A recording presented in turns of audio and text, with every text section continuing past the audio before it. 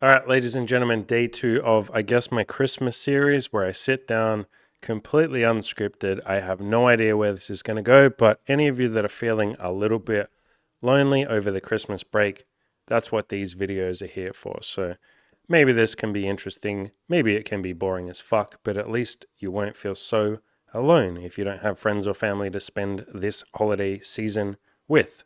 I said in the previous video that I often haven't seen any family or friends. It's only been the last 2 years, last year and this year, that I reached out to one of my friends and I said, "Hey, dude, I'm always lonely over Christmas.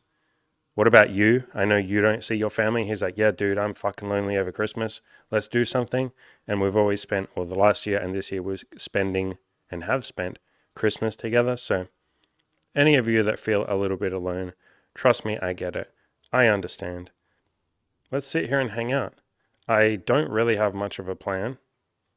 I don't really know what the fuck I'm going to talk about, but I just did a 5.5 day fast. I guess that's interesting. I was going to talk about that. I will talk about that separately in a podcast, but I can recap it here. It was kind of like a half fast. So a fast with some caveats. So I basically didn't eat anything for 5.5 days. Caveat being I ate some Brussels sprouts. I had 80 calories in total of Brussels sprouts over 5.5 days. So, like, literally 10 Brussels sprouts. So, if that counts as breaking a fast, then I guess I broke a fast.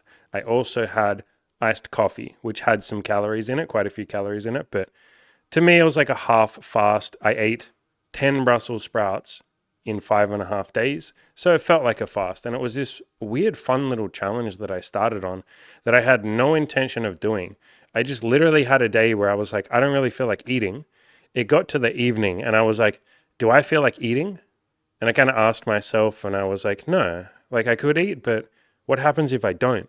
And then I woke up the next day and I wasn't that hungry. And then halfway through the day, I was hungry. And I kind of thought, what if I just don't eat? What happens? And so I did a bunch of research into fasting.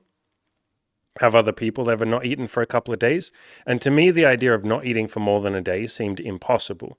I thought there's no fucking way you could ever go more than a day or two without eating.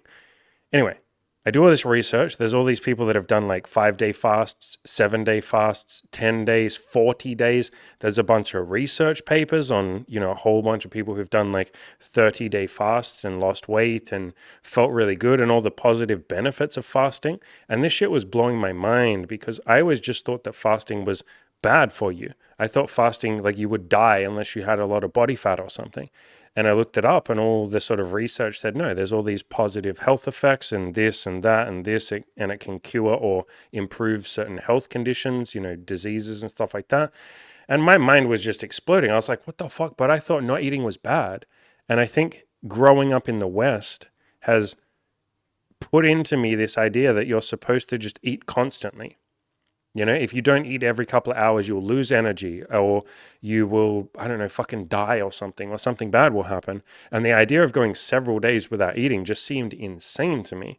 And so I kind of just kept it going. And I kind of every day would ask myself a couple of times a day, do I feel like eating? And I gave myself the permission to say yes at any point. Like I wasn't I wasn't pushing myself beyond my comfort. I wasn't saying, okay, like, I have to just hang in there and do 5 days. No, I didn't have any plan. I mean, I'd never even planned on fasting in the first place. And I kind of just kept saying, at any point, if I feel like eating, I'm allowed to. And that's where, like I said, I had some iced coffee a couple of days, which had sugar in it, so plenty of calories in that. And a couple of days, I ate a couple of Brussels sprouts because I was like, yeah, I think I feel like eating. And so, again, I tried to remove my ego out of it. This wasn't just like, oh, I got to go 5 days without eating or drinking because that'd be fucking amazing. I was just kind of like, what happens if I eat? What happens if I don't? And it was kind of like this weird experiment. So I'm going to talk a shitload more about it on my Spotify podcast. So if you haven't checked that out, go and check that out. I will release that in the next, it's probably out by the time you listen to this, actually. Maybe tomorrow it'll be out. But I have plenty more content on my Spotify channel where I talk about all the same topics as here, but there's just like additional content. There's something like, I don't know, 400 podcasts. So if you haven't ever checked that out, there's like 400 more pieces of content that you probably haven't ever listened to. And some of them I talk about slightly different topics to what I talk about on here. I'm a little bit more philosophical and a little bit more thoughtful with what I discuss, but it's basically the same sort of topics. So fuck it, yeah. That's something that was fun that I've done recently, fasting. I plan on, it's not really a plan, but I think my friend and I, the one that I'm spending Christmas with, we might give it a go. He and I might sit there and try fasting over Christmas. Maybe we'll do it on Christmas Day. That'd be fun. Man, that'd be some wild shit. I just released the video series, a couple of days ago, the 3-part series about rules and how society puts, or growing up, we grow up with a lot of rules and how I've let a lot of them go. And I've sort of tested rules and said sort of, what happens if I try this? What happens if I don't follow this rule? Man, that'd be a weird one. Hey, not eating on Christmas.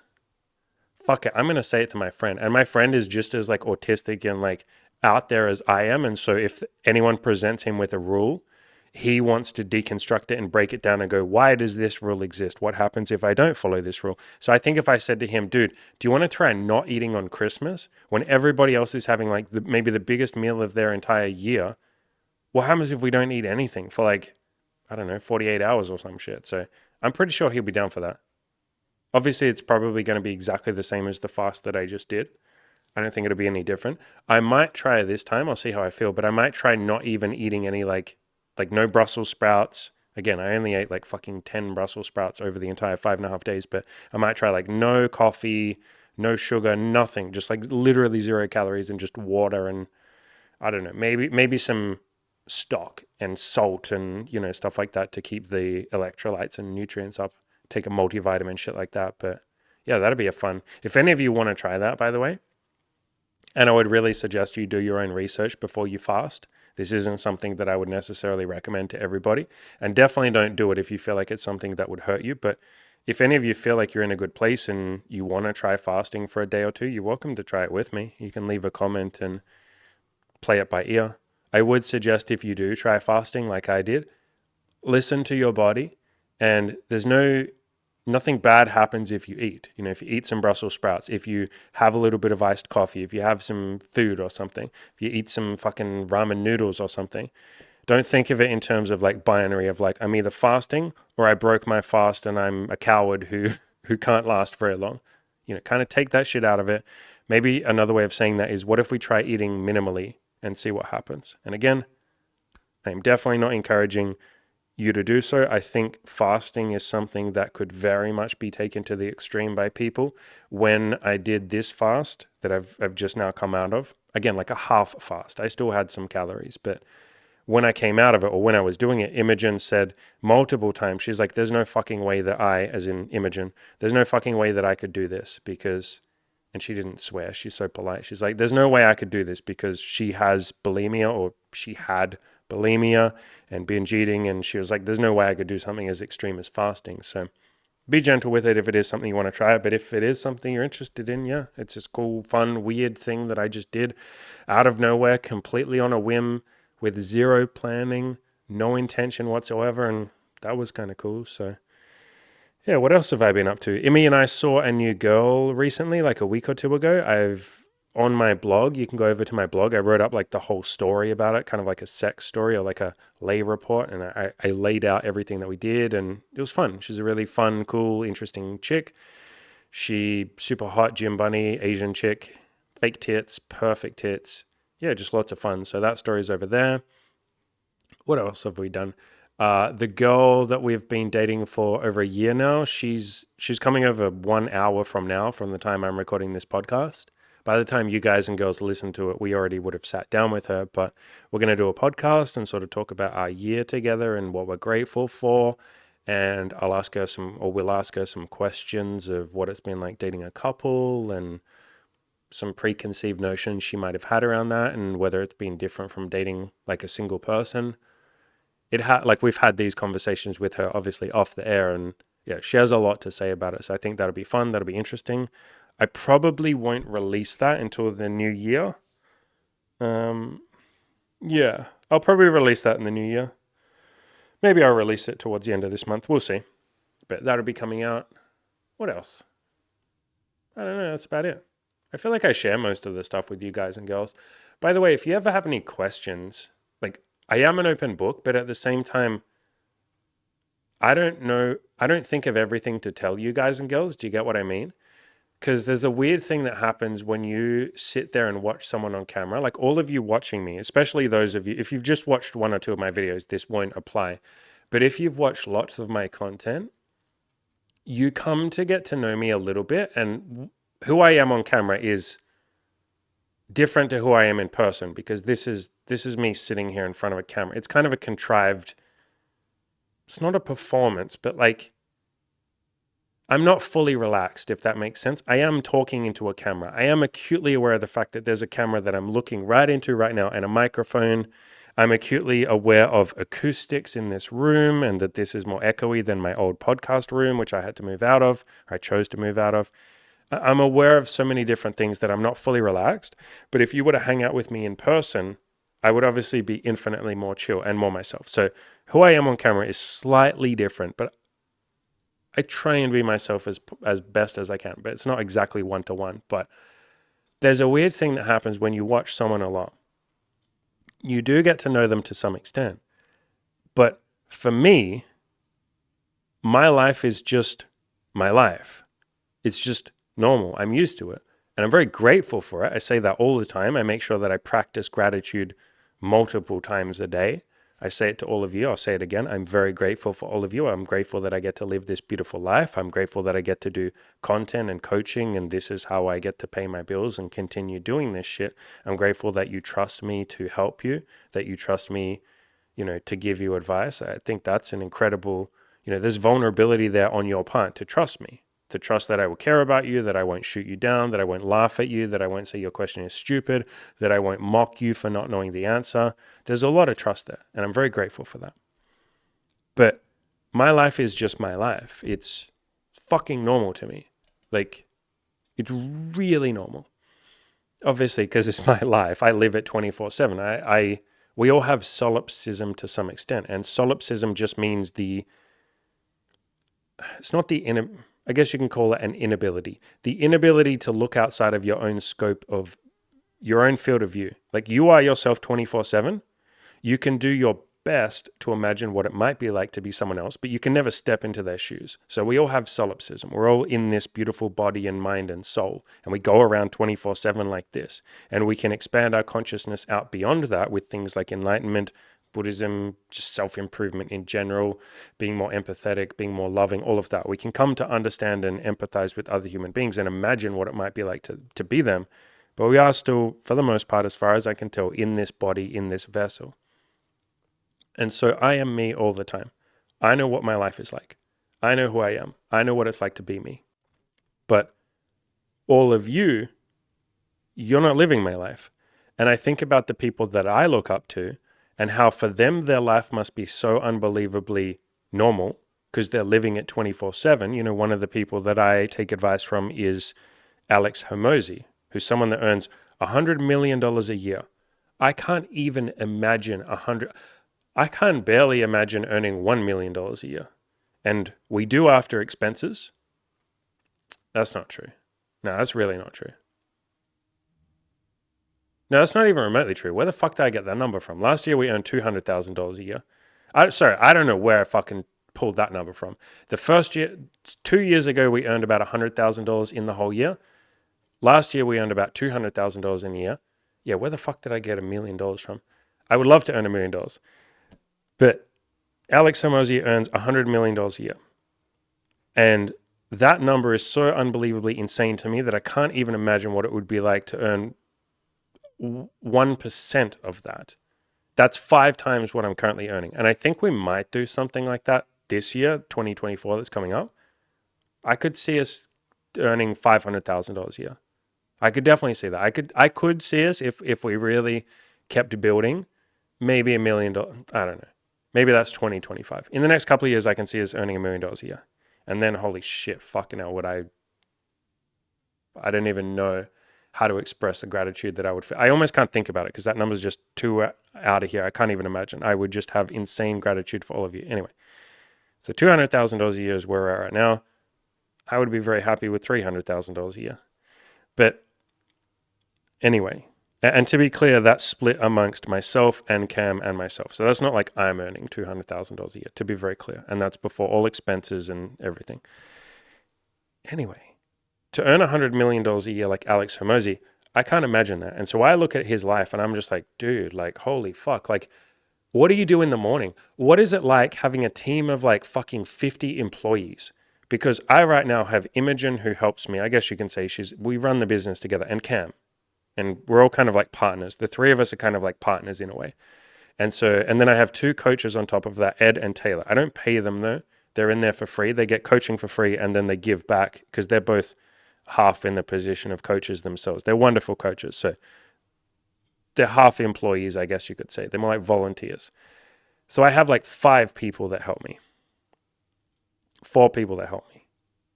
And so I can't imagine having 50 people. And so I would have a billion questions for Alex Hormozi that he might not even think to do content on and to tell people about, because from his perspective, from his point of view, he's like, this is just normal. Doesn't everyone have like a virtual assistant and a personal assistant and someone they can say, yo, can you answer all my emails for me? Can you do this for me? Can you get me water? Can you get me some food? Can you do this? And he might not even think to do a piece of content of like how to get a personal assistant, because he's just like, but that's normal. Everyone has one. And so a lot of the stuff that I have in my life, it's stuff that I used to struggle with like 5 or so years ago. Like it was the biggest fucking problem in the world to me, but I solved it 5 years ago and I haven't thought about it ever since. You know, things like, what's a good example? What to do when I feel depressed. Well, I don't really even feel depressed anymore. Okay, what to do when I feel lonely. 5 years ago, that was like nightmare scenario to me. That was my okay, more than 5 years ago, like 8 years ago, that was my daily existence, was like loneliness. Like literally, that was the biggest thing that I was trying to overcome. I was like lonely and sad all the fucking time. It's the reason I got into self-improvement. It's the reason I started dating. I was sick of being alone. I was sick of feeling like a loser in the world who had no friends, who had no women, who had nothing. And so I improved all of that. And that was so long ago that I can't even imagine what it would be like to be lonely. No, I can, because like I said, I feel like that on Christmas, which is why I'm doing this series. But for most of the year, other than a couple of days over Christmas, I can't imagine what it would be like to be lonely. So for most of the year, I don't think to do a piece of content on like what to do if you're feeling lonely. And so all of this is me in a long-winded roundabout way of saying, if you have things that are concerning you or things that are like pain points in your life or questions that you might have for me, and be like, yo, Andy, you don't seem to struggle with this topic, but I really struggle with it. Andy, how did you solve it? Like, please leave comments. Please ask that shit. Because again, I don't even think to answer it because my life is just my life. I'm living my life. I'm not sitting here thinking like, how can I help the person who's watching, you know, with every little tiny little thing in their life that might be causing them some suffering or some pain. I can't even think of everything that might be in your life. And so if you watch me and you're thinking like, man, I can't believe that Andy gets to just fucking have a threesome whenever he wants. I can't even imagine what that would be like. For me, like Andy, yeah, I don't think about how to have threesomes. I'm just like, I guess I'm like, I don't even think about it. I'm just like, what's in the calendar? Tuesday. Okay, we're seeing this girl and we're having a threesome. Cool. Like, I'm not thinking, how do I have a threesome? Oh my God, I can't even imagine that. But 6 years ago, 5.5 years ago, yeah, I was literally thinking, how could I ever have a threesome? That's impossible. I'm not good enough for that. I'm just some skinny loser. Like, why would I ever deserve a threesome? I had no idea. Things like losing weight. I was like, no way, I couldn't lose weight. I'm too fat and I don't know how to lose weight and I'm not disciplined and I don't have consistency. I don't deserve to have a good body. I'm a nerd. Nerds aren't allowed good bodies. Like all of these limiting beliefs. But now I don't think about how to lose weight. I just don't eat for 5. And that wasn't why I fasted, but like, I just eat less calories than I consume and then I lose weight. It's fucking easy. And so if you have any pain points, leave comments, because there are so many things that you guys and girls struggle with that I will never think to cover. Like I'll never think of it. I'll never think of it ever in a million years because I solved that thing 5 years ago. In the same way that I might look at my mentors and the people that I look up to and the people that I'm taking advice from, I might look at them and have 100 questions, but they don't do content on that because they don't know that it's a problem. They're not fucking thinking of that. Plus, when you're a content creator or a coach like I am, you have like hundreds of ideas already. Like if I pull up right now and I'll pull it up and show it on the screen in a second. If I pull up the list, and I've cleared through this list recently. I recently went through and deleted like a couple hundred because it was getting too big. If I pull through the list and show you, hopefully you can see that. This is my little folder. I just use a program called Zoho, Zoho. It's completely free. They have a paid version, but it's free. And it's just a notebook app. You know, you can use it on the internet. You can use it on your phone. I have a notebook for podcasts and YouTube ideas and blog articles and shit. I have 445 ideas in here. So I have a lot. I have like a lot. And lots of these, all the ones that are colored, see how some of them are colored and some is white? The white ones are ones where I haven't fully finished writing notes, because sometimes I write notes or dot points. The ones that are colored are completely finished and like ready to record. I literally just need to sit down and record them. Have a look how many are colored. So I have, like, there will be at least 150 in here that are colored, maybe 200 or so, that are colored and ready to go. And the different colors signify like where I'm going to post them or how I feel about them and different stuff like that. I even have video course ideas. Like literally fucking just so much content in here that's ready to go. There's a lot, isn't it? Every time I go through here and I scroll, and I look through this every day and come up with ideas that I want to record, there's so much. Here you go. Here's a few that are white that I haven't finished. Oh, there's a red one. So if we scroll down low enough, there should be just like mostly white ones that I haven't finished. The point is, there is a ton of content there. I have like too many ideas. I have literally hundreds of ideas in my head that I haven't even recorded yet that are ready to record. I literally just need to sit down and record them. And even if I do 10 pieces of content a day, which I've done plenty of days, I'll just sit down and record 10 at once. This right now is the third piece of fourth piece of content that I've recorded right now this morning. It's only 10 a.m. And so I could sit here and record like 10 pieces of content. We're seeing it go in an hour, so I couldn't, but I could record a whole bunch of content right now. But even if I record 10 pieces of content a day, I still will just keep coming up with more and more and more ideas. And so I'm almost never going to get to all of the things that you all might be struggling with. So this is why I keep encouraging, if you ever have any questions or you ever hear me say something and you think, well, what, I want to know more about that, or I say something or you notice something and you're like, man, Andy doesn't seem to suffer with that thing. Or Andy seems to really just have that little point on lock. Like he seems happy and peaceful with that. But for me, I get stressed when I think about that. How the fuck is he so happy with that thing? Please leave a comment. You're also welcome to jump on a coaching call with me. I have the $200 coaching calls or the hardcore coaching program.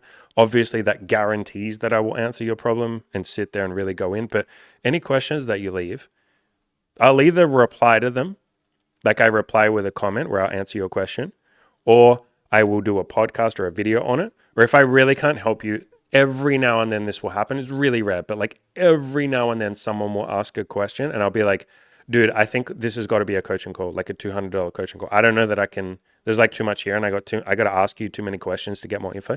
But that's rare. That's like probably 1 in, 20 comments. I try my best to give you guys and girls like free answers because I know not everyone has like $200 and you don't want to spend $200, or maybe you don't have that in your money, you don't have that in your wallet, or that's a giant fucking leap of faith, or you're from a third world country. We have plenty of people from third world countries that just like don't have any fucking money. So I want to make sure I'm still helping you and answering your questions. But yeah, if there's ever anything you notice or observe or any questions you have, please leave a comment, ask me and I will do my best to answer. Yeah, I think I might finish up here. I might record another one for tomorrow. But as I said in yesterday's video, if you're feeling a little lonely over Christmas, I am here. I care about you. I promise there are people that care about you. Leave a comment if you would like to, and other people can jump in there. And we can make a little group of people who feel a little bit lonely over Christmas so that nobody has to feel completely alone. Another thing you can do, like I said, is use these next couple of days or weeks to sort of get excited about and plan and take a little bit of action if you want to towards those goals. So you're not hitting like January 1st or January 2nd going, oh shit, 2024, I got to set a New Year's resolution, but I haven't taken any action for the last month and now I feel stuck. Oh, fuck it, I'll do it tomorrow. If you do just like a little bit over the next week or two, like even just the tiniest little bit of action, like every day you fantasize about your goals for 5 minutes, that's a shit ton of action. That is so much more than zero. And that's a lot more than I think most people do over Christmas. So if you just do even that over Christmas, sit there for 5 minutes thinking about your goals, Then you'll have momentum. We come into January, or even later in this month, or even right now. You can take action now, but we come into January and you're fucking already going because you've already been taking some action, those little baby steps every day. As always, ladies and gentlemen, go out there and crush those goals. Have a beautiful Christmas. Have a beautiful holiday season. Have a beautiful New Year's. I'm going to keep doing more videos like this for the next couple of days. Hell yeah, let's fucking keep this positive vibe train going.